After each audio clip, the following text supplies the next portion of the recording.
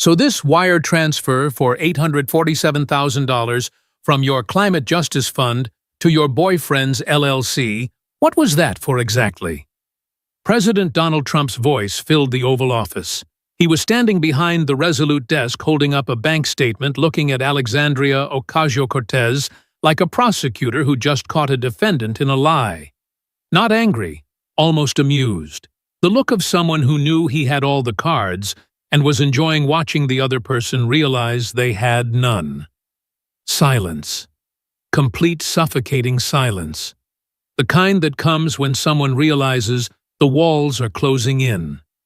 That every scheme, every shortcut, every lie is about to be exposed in the worst possible way. Alexandria Ocasio-Cortez sat in the chair across from Trump, her signature confidence completely gone. Her hands gripped the armrests. Her face had gone pale under her makeup. She'd walked into this office 20 minutes ago, thinking this was a meeting about climate policy, a chance to lecture Trump about the Green New Deal, maybe get some good content for social media. Instead, she'd walked into an ambush. FBI Director Christopher Wray stood against the wall to Trump's right, arms crossed, watching her with the clinical detachment of someone who'd seen 1,000 criminals realize they were caught. Next to him was a woman in her 40s wearing a dark suit. Later, AOC would learn she was the FBI's lead forensic accountant, the one who'd spent 8 months tracking every dollar. The resolute desk was covered with documents, bank statements, wire transfer records, invoices, incorporation papers for shell companies, tax returns, 3 years of financial records, all meticulously organized, all pointing to one conclusion: fraud on a massive scale. That was for consulting services. AOC's voice came out, defensive, uncertain. The confident progressive champion who could handle any Fox News interview was gone. In her place was someone who sounded exactly like what she was caught. Trump smiled. Not a friendly smile. The smile of a predator who'd been waiting patiently and now had his prey cornered. Consulting services, right? Your boyfriend Riley Roberts runs C Strategies. That's SAOIRS, Irish word meaning freedom. Cute. Except Riley doesn't have any expertise in climate policy, does he? He's a web designer. So, what exactly did he consult on for $847,000? He didn't wait for an answer. Pulled out more documents from the pile. Actually, let me save you the trouble of making something up. The FBI traced the money. It went into his company's account on June 15, 2024. Sat there for exactly 48 hours. Then, on June 17th, all of it, every dollar, got transferred to a bank in the Bahamas, to an account registered to a shell company called Future Holdings, LLC. Trump looked up from the documents, his eyes hard. Want to guess who owns Future Holdings? I'll give you a hint. Her initials are AOC. You could see it on her face, the color draining, the way her breathing got faster, the realization hitting like a physical blow. He has the bank records. The FBI traced the money. They know everything. I want my lawyer. You can have 10 lawyers. Trump's voice cut through her protest. After we're done here, right now, you're going to sit in that chair and answer my questions, because here's your situation. I have evidence, actual evidence, bank records and wire transfers, and security footage showing you laundered millions of dollars in donor money through fake companies into offshore accounts. He walked around the desk, stood looking down at her. So, you have 2 choices. Choice 1, you cooperate. You tell me everything. Who else was involved? Where all the money went? You confess publicly. You resign. And maybe we work out a deal where you don't spend the next 20 years in federal prison. He leaned against the desk. Choice 2. You keep playing this game. You deny everything. You lawyer up. And I walk out of this office, go straight to the press briefing room, and have Director Wray announce that the FBI is arresting you for wire fraud, money laundering, tax evasion, and theft. We perp walk you out of the Capitol in handcuffs, with every camera in America watching. Then you go to trial, get convicted because the evidence is overwhelming, and you die in prison. Trump picked up a photo from his desk, held it up. It showed AOC in a designer dress at what looked like a party. This is you at the Met Gala last year. That dress cost $35,000, custom-made. You paid for it with money from the Climate Justice Fund, money donated by teachers and nurses who thought they were fighting climate change. He picked up another photo. This is you in Turks and Caicos 5-star resort. $3,500 a night paid for by the Green New Deal PAC, listed as a strategy retreat. You went alone with your boyfriend, some strategy session. Trump tossed the photos on the desk in front of her. You raised $17 million from working people who believed in you, who thought you were different, who thought you were fighting for them, and you stole it. You bought designer clothes and beach vacations and a condo in Miami. You're not a Democratic Socialist Congresswoman. You're a con artist with good branding. He pressed a button on his desk. The door opened. 2 FBI agents in dark suits walked in, stood on either side of the door, waiting. Trump looked at AOC. So, what's it going to be? You going to tell me the truth? Or are these agents going to arrest you right now? Alexandria Ocasio-Cortez stared at the FBI agents, at Christopher Wray, at the mountain of evidence on Trump's desk, at the President of the United States, who somehow had everything, every transaction, every wire transfer, every lie she'd told. And she realized she had no way out. To understand how the most famous young progressive in America ended up trapped in the Oval Office with the FBI, ready to arrest her, you need to go back. 4 hours earlier, when she got a phone call that would end her career.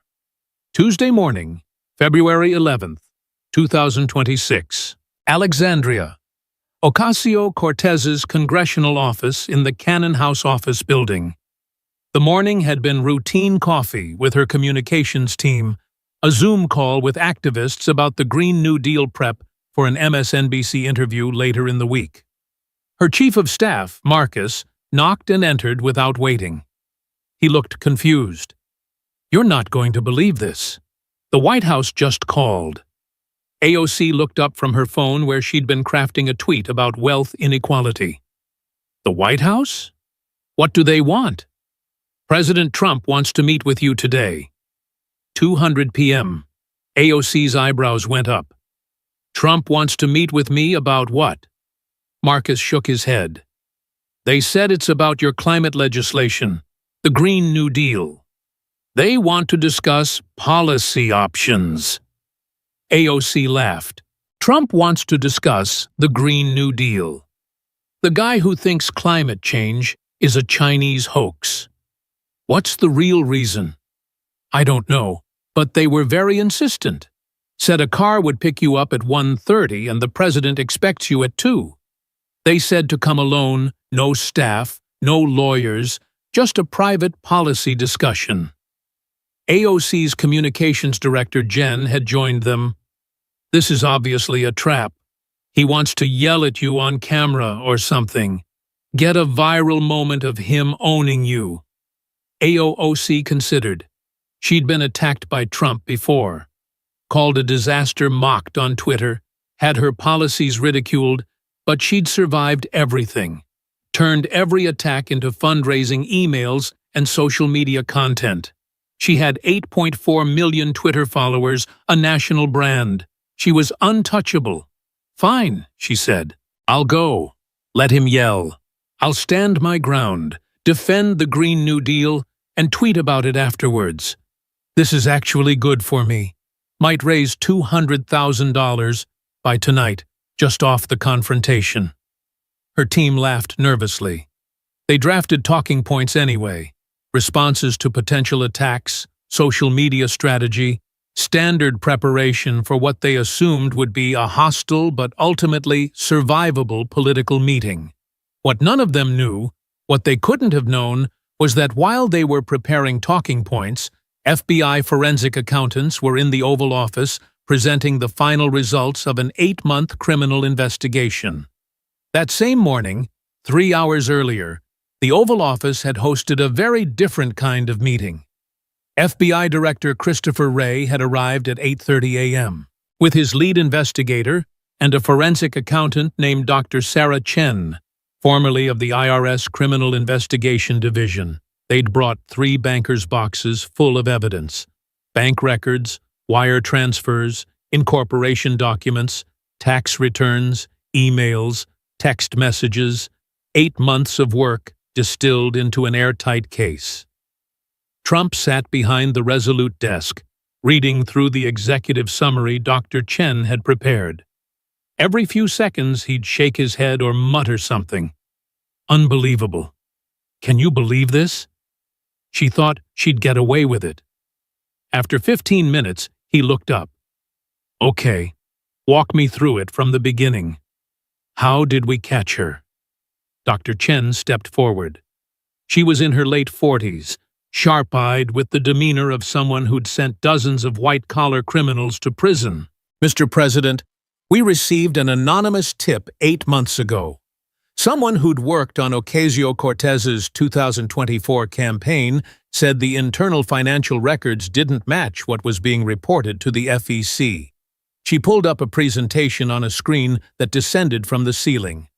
Representative Ocasio-Cortez has raised approximately $17 million since 2020 through various organizations she controls: the Climate Justice Fund, the Green New Deal, PE, the Progressive Future Foundation, all supposedly dedicated to fighting climate change and supporting progressive candidates. A chart appeared showing money flowing into these organizations from thousands of small donors. The average donation is $67. Teachers, nurses, service workers, students, people who believe in her message, who trust her. Another chart. Of that $17 million, we can only account for $4.2 million in legitimate expenses, actual organizing, actual campaign contributions, actual advocacy work. The remaining $122.8 million was diverted. Trump looked up sharply. 12 million? She stole $12 million. Rye nodded. Effectively, yes, sir. Let me show you the mechanism. He pulled out organizational charts showing a web of companies. She created a network of shell companies that exist only to receive money from her PACs. Sarah Strategies, owned by her boyfriend Riley Roberts. Red Dawn Strategies, owned by her former chief of staff, Chakrabarti. Sunrise Solutions, Green Future Consulting Progressive Strategies Group, all owned by her friends, family members, or close associates. He pointed to the money flows. Herps pay these companies millions for vague services, climate consulting, digital organizing, strategic communications. But there's no actual work product, no deliverables, no evidence any services were rendered. The invoices are fake. The companies are shells. Dr. Chen took over. And here's where it gets interesting. The money doesn't stay in these shell companies. Within days, sometimes hours of receiving payments, the money gets transferred to offshore accounts. The Bahamas, the Cayman Islands, Singapore. She pulled up bank records. We traced 47 separate wire transfers totaling $12.8 million. The pattern is identical every time Ocasio-Cortez's PAC pays a shell company. Money sits briefly, then transfers offshore to accounts controlled by Ocasio-Cortez herself or her close associates. Trump leaned back in his chair. How'd you prove the offshore accounts belong to her? We got the incorporation documents from the Bohemian Bank. One of the accounts, Future Holdings LLC, was opened by Ocasio-Cortez in person in March 2023. We have her signature on the account opening forms. We have a copy of her passport that she provided to the bank. We even have security camera footage from the bank showing her opening the account. Dr. Chen pulled up a grainy security photo. It was unmistakably AOC wearing sunglasses sitting across from a bank officer. She flew to Nassau, opened the account, and started moving donor money into it. Over the past 3 years, approximately $4.7 million has flowed into that one account alone. Trump whistled low. "So, we've got her dead to rights." "Yes, sir," Wray confirmed. "Wire fraud, money laundering, tax evasion, false statements to federal election officials. Each count carries significant prison time. She's looking at 20 to 25 years if convicted. And conviction is essentially certain. The evidence is overwhelming." Stephen Miller, Trump's deputy chief of staff, spoke up from his position by the fireplace. "But we don't just want to prosecute her. We want her to confess, to publicly admit she defrauded her donors, to resign in disgrace." "Can we do that?" Trump smiled. "Oh, we can do that. We're going to bring her in here, show her everything we have, and give her a choice.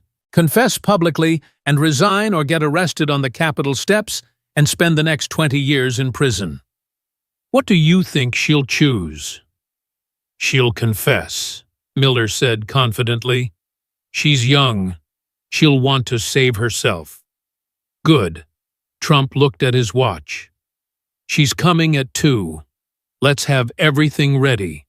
I want to see her face when she realizes we have her." They spent the next 2 hours organizing the evidence, creating a presentation that would systematically destroy every lie, every excuse, every defense she might offer. Bank records, wire transfers, security footage, tax returns, emails where her accountant warned her she was breaking the law, text messages coordinating transfers, everything. By 1:30 p.m., the Oval Office looked like a prosecutor's war room. Documents covering the desk, charts on easels, the forensic accountant's laptop connected to the screen, Christopher Wray and 2 FBI agents standing ready. At 1:30 p.m., exactly, a black Suburban pulled up to the house side of the Cap. 2 Secret Service agents got out. One walked into the Cannon building, made his way to AOC's office, and informed her staff that the car was waiting. AOC emerged wearing a burgundy blazer over a white shirt, her signature hoop earrings, bold red lipstick. She looked confident, camera ready. She dressed for what she thought would be a confrontation she could win.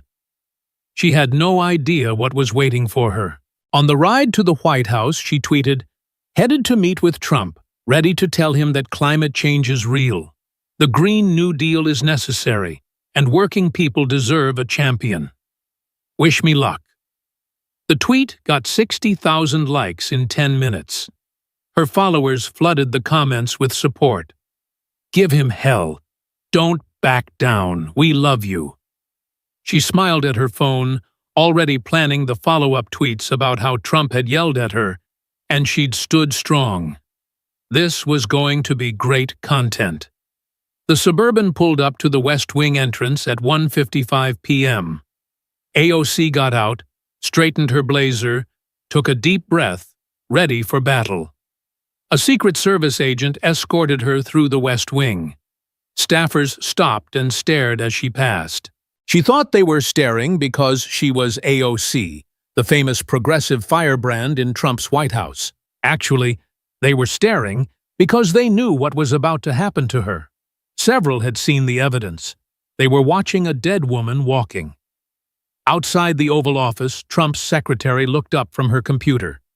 "The president will see you now, Congresswoman." The door opened.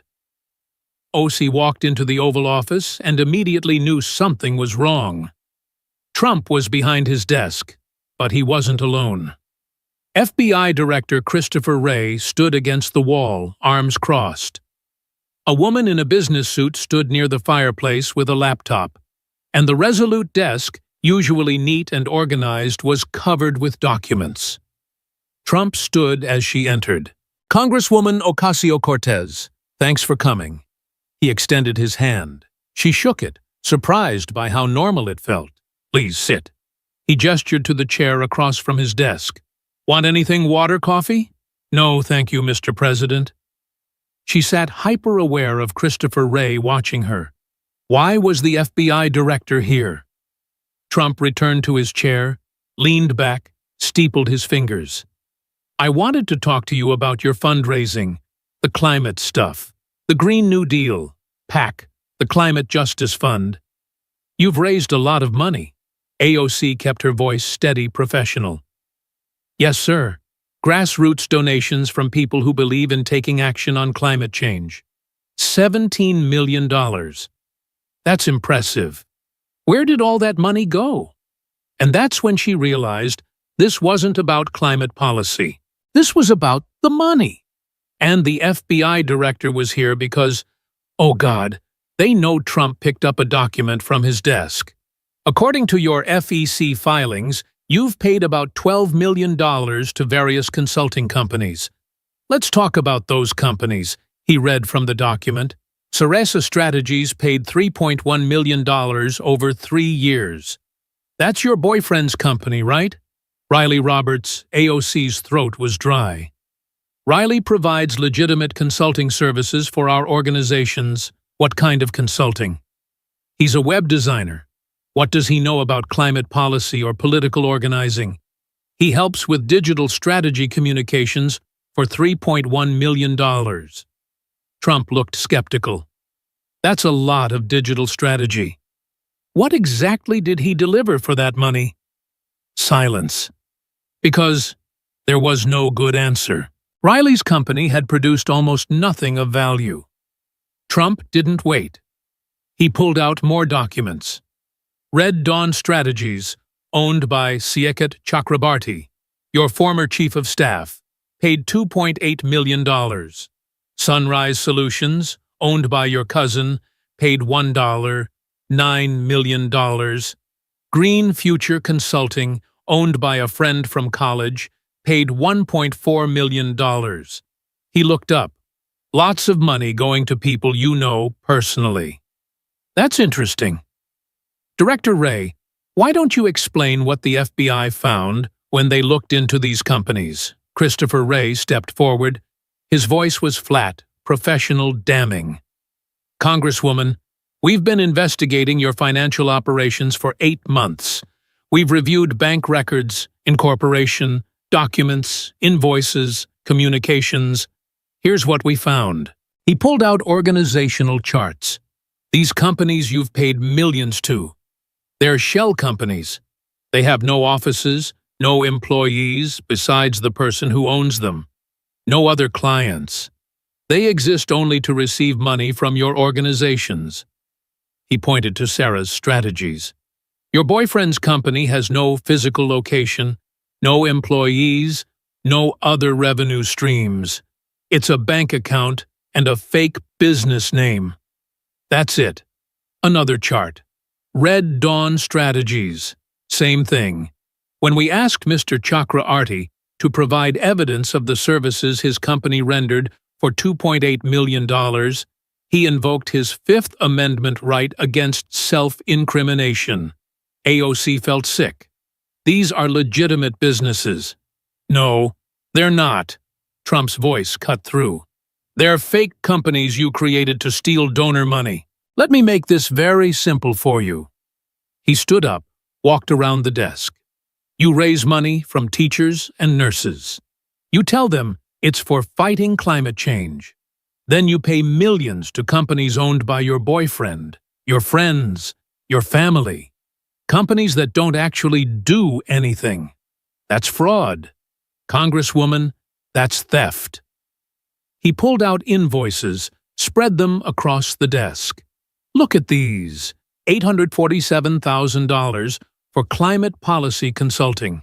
No detail, no breakdown, no description of deliverables, just a vague line item. Another invoice, $425,000 for digital organizing. By what digital organizing? Where's the work product? Show me the campaigns, the websites, the content that was created for $425,000. Another $680,000 for strategic communications. Who communicated what to whom? Where are the strategy documents? Where are the communication plans? He looked at her. These aren't real invoices. These are fake billing documents created to justify moving money from your PACs to your friends, and we can prove it. Dr. Sarah Chen, the forensic accountant, stepped forward with her laptop. Let me show you where the money actually went. She pulled up her presentation on the screen. A complex flowchart appeared, showing money moving from PACs to shell companies to offshore accounts. This is a wire transfer from the Climate Justice Fund to SUS Strategies on June 15, 2024. Amount $847,000. The invoice says this was for comprehensive climate policy consulting and strategic planning. She clicked. The money arrives in the Sarasa Strategies account at Citibank on June 15th. It sits there for exactly 48 hours. Then on June 17th, the entire amount, all $847,000, is wire transferred to an account at First Caribbean International Bank in Nassau, Bahamas. Another click. The receiving account belongs to an LLC called Future Holdings. Future Holdings was incorporated in the Bahamas in March 2023, and it's controlled by... She looked directly at AOC. You? We have the incorporation documents. Your signature is on them. You're listed as the beneficial owner. AOC's voice came out as a whisper. I've never heard of Future Holdings. Dr. Chen pulled up documents. This is the account opening paperwork from First Caribbean. Your signature. A copy of your passport that you provided to the bank. And this? She pulled up a security camera photo. Grainy, but unmistakable. OC sitting in a bank office, sunglasses on, signing documents.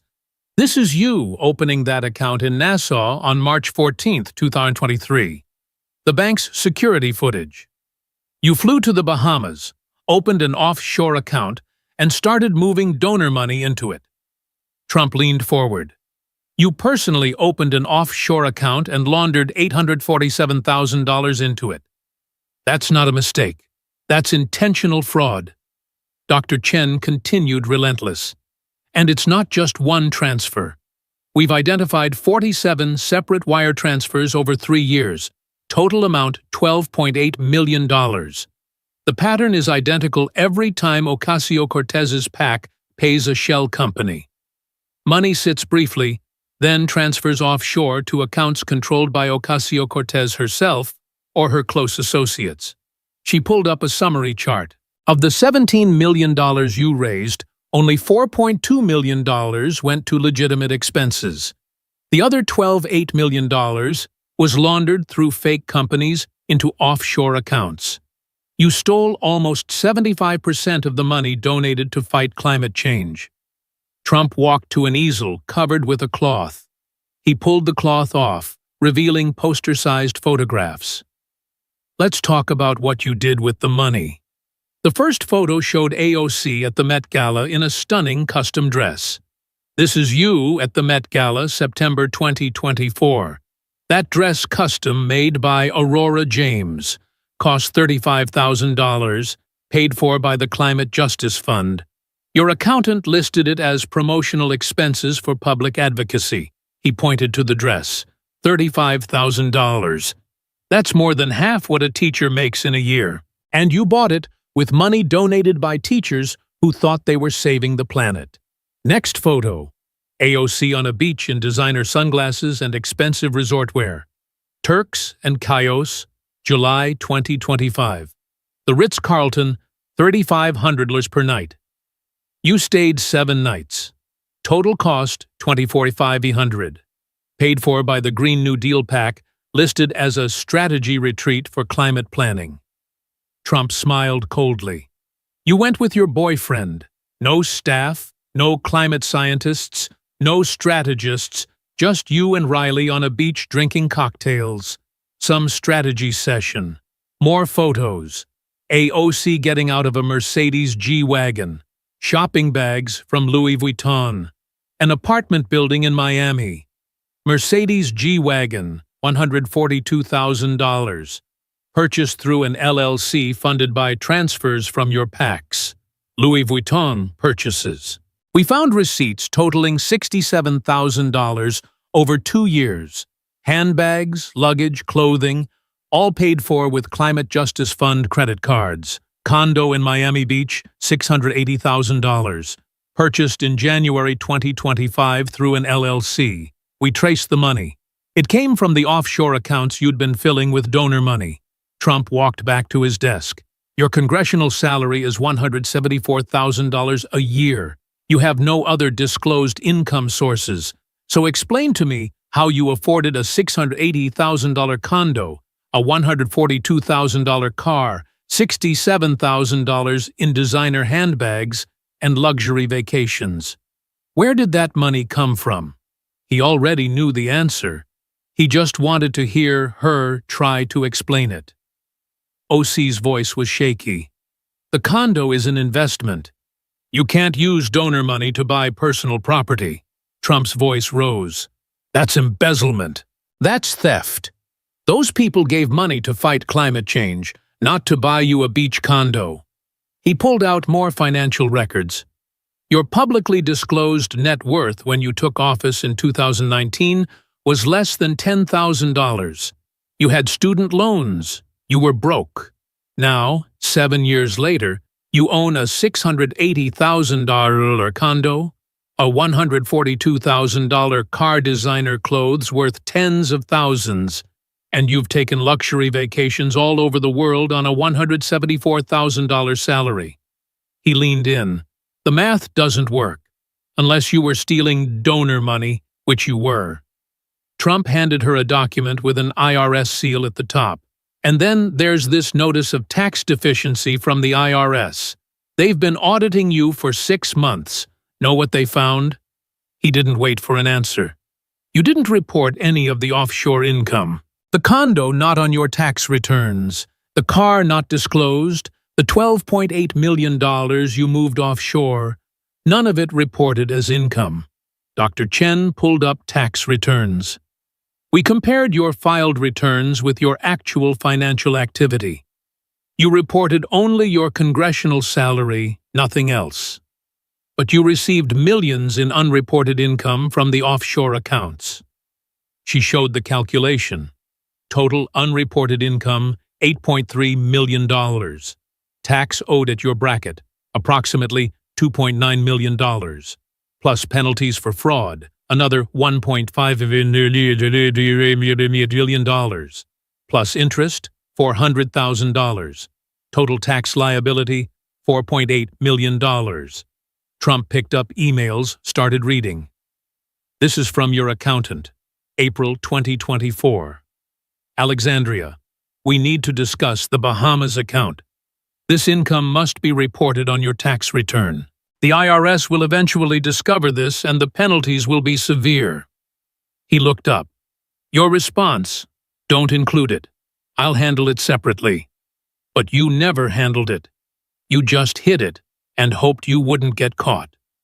Another email, June 2024. Your accountant again. Alexandria, I'm formally advising you that failure to report this income is tax evasion. This is a federal crime. I cannot be party to this. What did you do?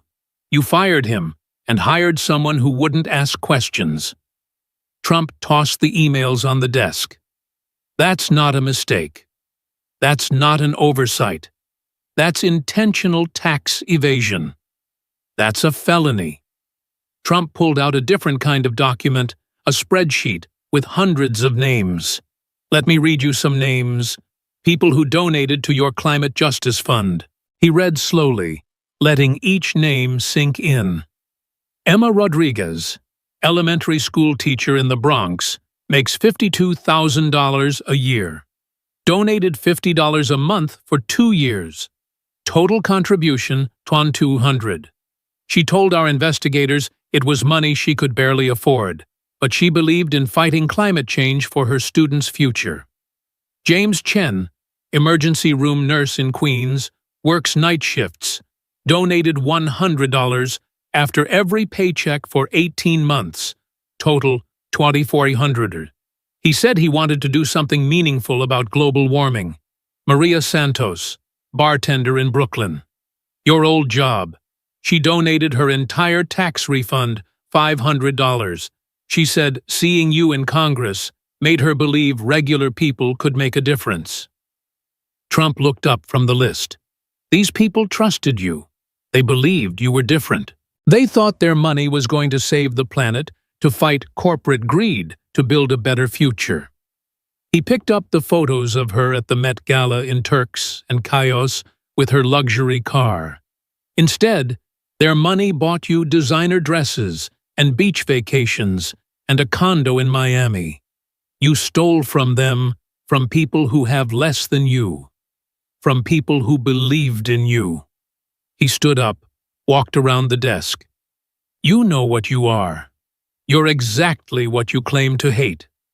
You're a corrupt politician who got rich by lying to working people. You just did it with better branding.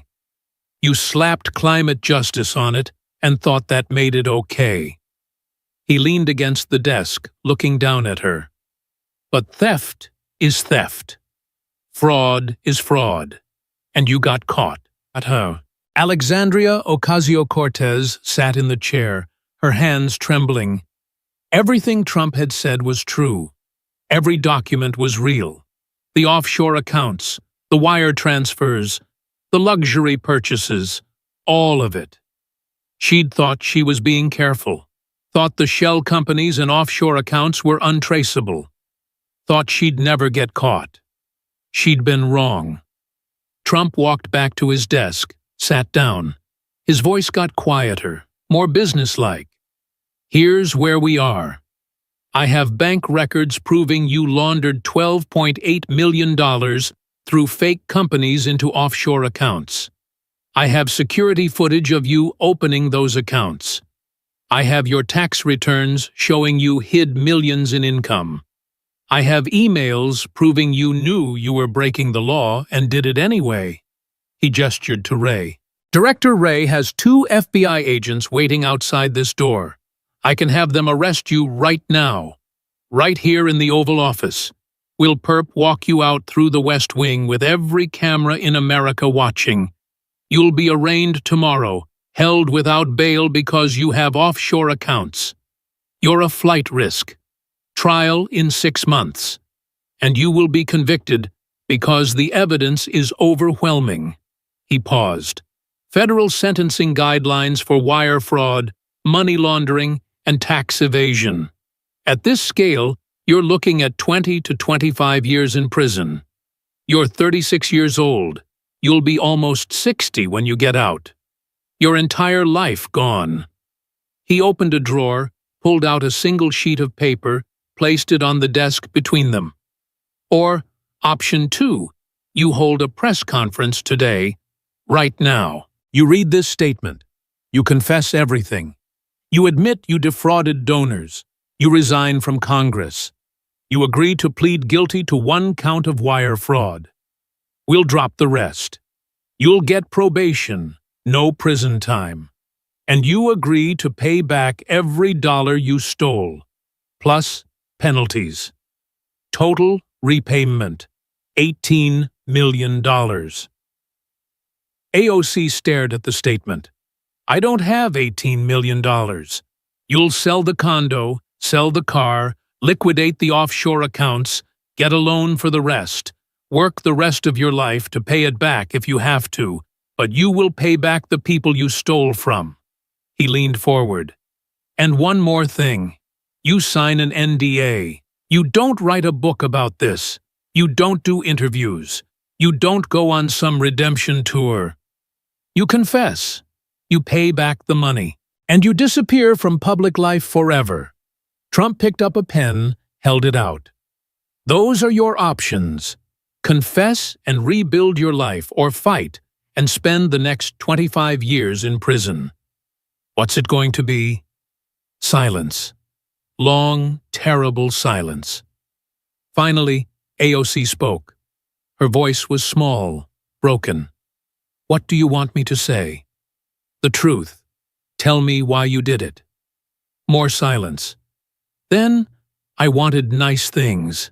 Her voice cracked. Everyone around me in Congress was rich. They had nice apartments, designer clothes. They traveled first class.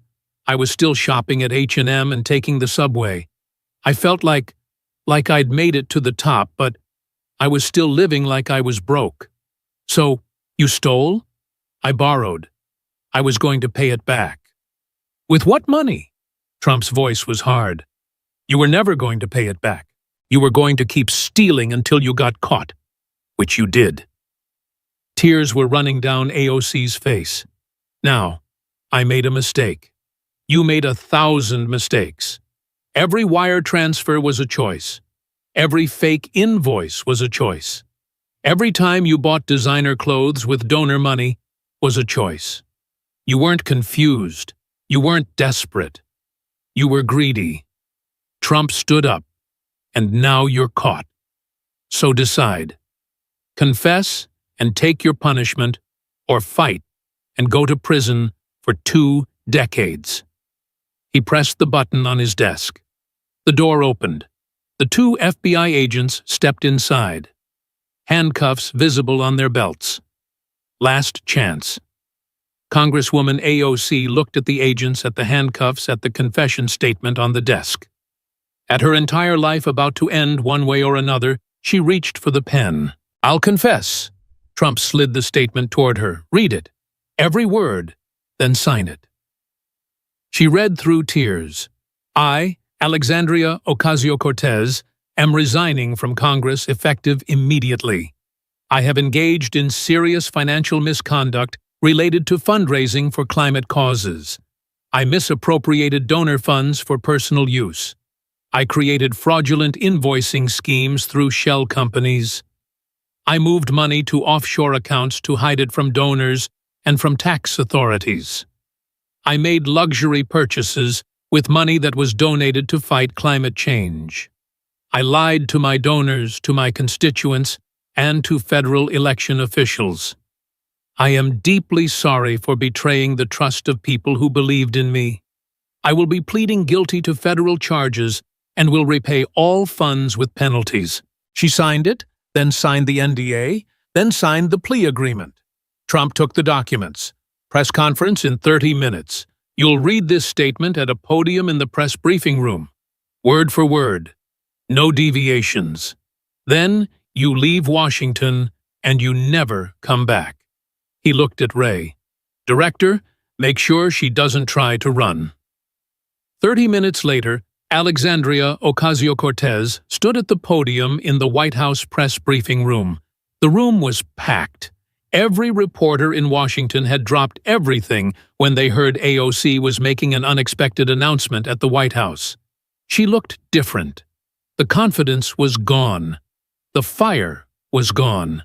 She looked small, defeated, broken. Her hands shook as she held the statement. Her voice cracked as she read, I am resigning from Congress effective immediately. I have engaged in serious financial misconduct related to fundraising for climate causes. I misappropriated donor funds for personal use.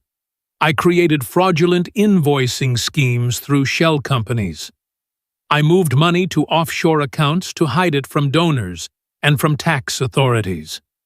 I made luxury purchases with money that was donated to fight climate change. Her voice broke. She paused, took a breath, continued. I lied to my donors, to my constituents, and to federal election officials. I am deeply sorry for betraying the trust of people who believed in me. I will be pleading guilty to federal charges and will repay all funds with penalties. I have no excuse for my actions. I was wrong. I am sorry. She stepped away from the podium. Reporters erupted with questions. shouting over each other. "How much money did you steal? Where did the money go? Did anyone else know?" She didn't answer, just walked out of the briefing room through the West Wing into a waiting car. Gone. 1 hour later, President Trump held his own press conference in the same room. "Good afternoon. As you just heard, former Congresswoman Ocasio-Cortez has resigned and confessed to defrauding her donors. The FBI has been investigating her for 8 months. The evidence of fraud was overwhelming. She made the right choice to confess and resign." A reporter shouted, "Will she go to prison?" "She's pleading guilty to 1 count of wire fraud. She'll get probation, but she has to pay back every dollar she stole, about $18 million total, with penalties. And she's barred from ever holding federal office again." Why no prison time? Trump shrugged. She cooperated fully, confessed, resigned, agreed to pay it all back. The Justice Department felt that was appropriate. I deferred to their judgment. Another reporter. "What message does this send?" Trump leaned forward. "The message is simple. You can call yourself a democratic socialist. You can claim you're fighting for working people. But if you steal from those same working people, you will get caught, and you will pay the price. There's no free pass just because you have the right politics or the right message. Fraud is fraud." The reaction was immediate and explosive. Progressive activists on Twitter went through the 5 stages of grief in real time. Denial. This is a setup. Trump fabricated evidence. Anger. This is a political prosecution. Bargaining. Maybe she made a mistake, but her heart was in the right place. Depression. I can't believe she did this. Acceptance. She betrayed us. The squad released a statement that was notable for what it didn't say. "We are shocked and saddened by today's events. If the allegations are true, they represent a serious betrayal of progressive values. We will have no further comment." Translation. She's on her own. Democratic Party leadership was even more harsh. Nancy Pelosi. Corruption is corruption, regardless of party. If the evidence supports the charges, justice must be served. Chuck Schumer. What she allegedly did is unconscionable. The people who donated to her deserved better. The donors themselves were devastated. Emma Rodriguez, the teacher from the Bronx, was interviewed by CNN. "I gave $50 a month for 2 years. That was money I could barely afford. I skipped dinners out. I didn't buy new clothes because I believed we were fighting climate change, and she used it to buy a beach condo. I feel so stupid, so betrayed." Within 48 hours, New York's governor announced a special election for AOC's seat. Her congressional office was cleaned out. Her social media accounts went dark. She'd disappeared. 6 months later, Alexandria Ocasio-Cortez stood in federal court and pleaded guilty to 1 count of wire fraud. The judge sentenced her to 5 years probation, $2,000 of community service, and ordered her to pay $18.2 million in restitution. She sold the Miami condo, sold the car, liquidated what was left in the offshore accounts. It wasn't enough. She'd spent too much.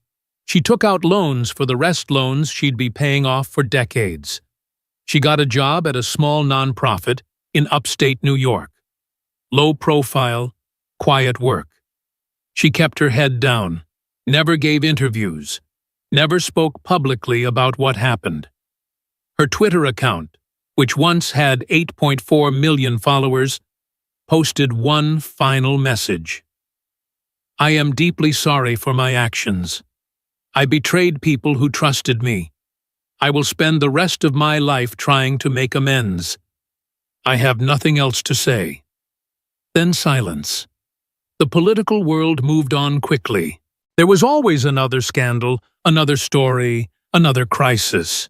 Within a year, AOC was mostly forgotten.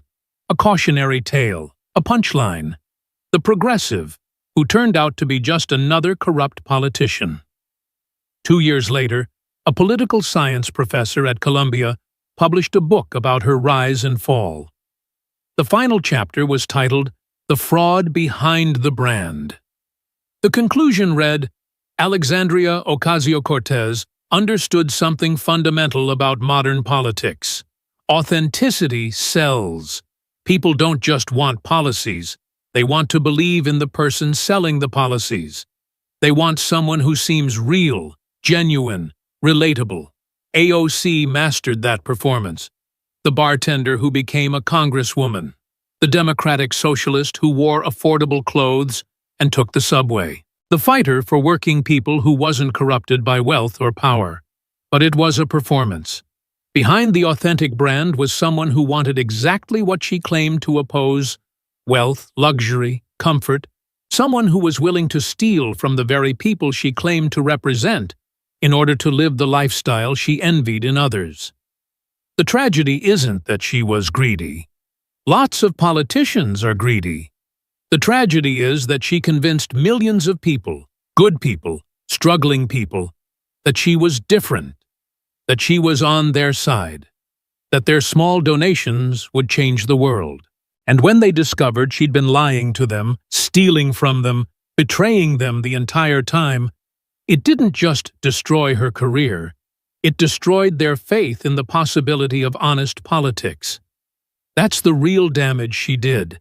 Not the $12.8 million she stole, but the hope she killed when people realized that even the politicians who claim to be different are just better at hiding it. The lesson was simple, brutal, and complete. You can have the right message, the right brand, the right politics. You can inspire millions, build a movement, become a cultural icon.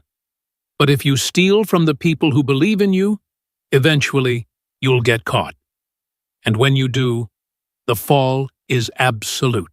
Alexandria Ocasio-Cortez learned that in the Oval Office, looking at FBI bank records that proved she was everything she'd claimed to fight against. And by the time she learned it, it was far too late.